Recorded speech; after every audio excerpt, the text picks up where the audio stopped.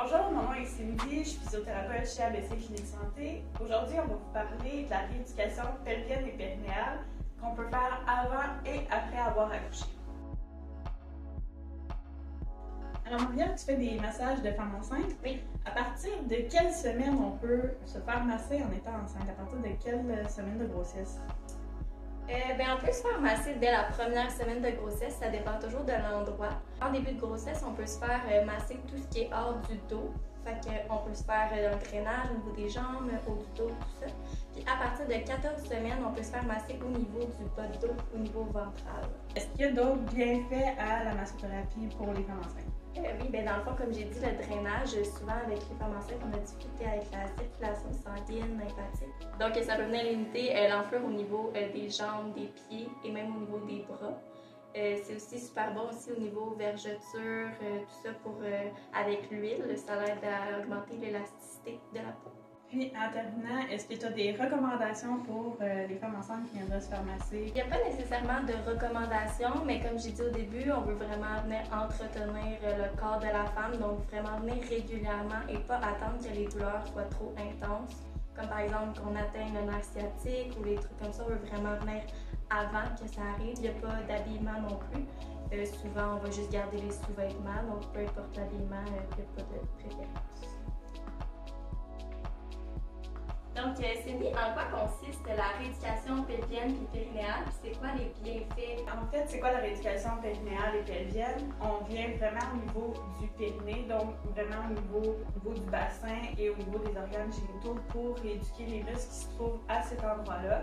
Donc, avant l'accouchement, on peut y aller pour aider à savoir comment pousser lors de l'accouchement, savoir comment contracter correctement son plancher pelvien et les muscles qui co-contractent en même temps.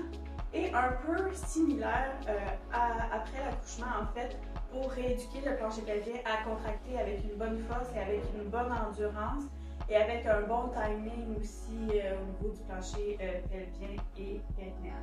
À partir de combien de semaines la femme enceinte peut venir justement en physio périnéale avant l'accouchement? Ça peut être vraiment à partir de la première semaine, mais on pourrait attendre quelques semaines. Puis en fait, avant, il n'y a pas tant d'indications nécessairement précises, mais c'est plus le après.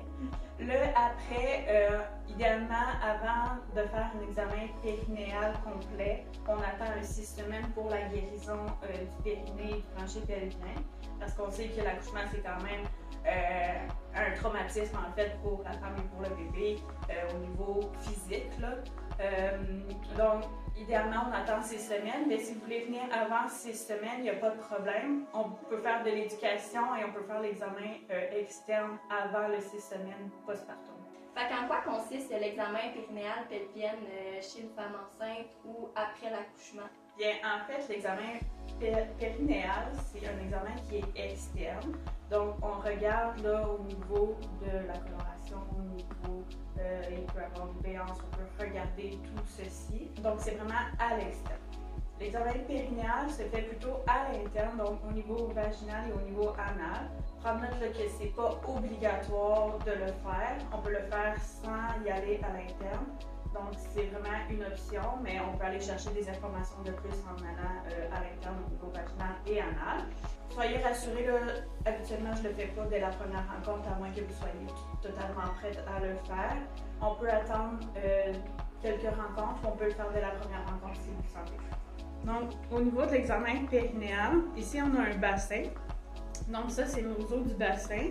Derrière, on a notre sacrum et notre coccyx. Et devant, on a notre symphyse pubienne. Donc, au niveau de l'examen physique, on va aller voir au niveau du bassin, au niveau du sacrum, des articulations sacroiliaques et du coccyx. On peut également aller voir au niveau de la symphyse pubienne à l'avant.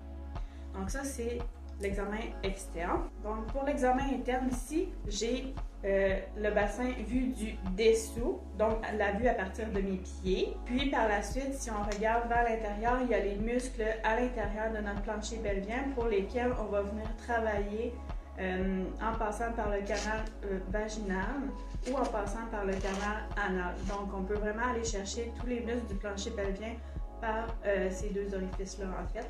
et on peut aller vous palper, voir si vous contractez bien, si la force est suffisante, si l'endurance est suffisante et si vous co-contractez en fait les bons muscles en synergie.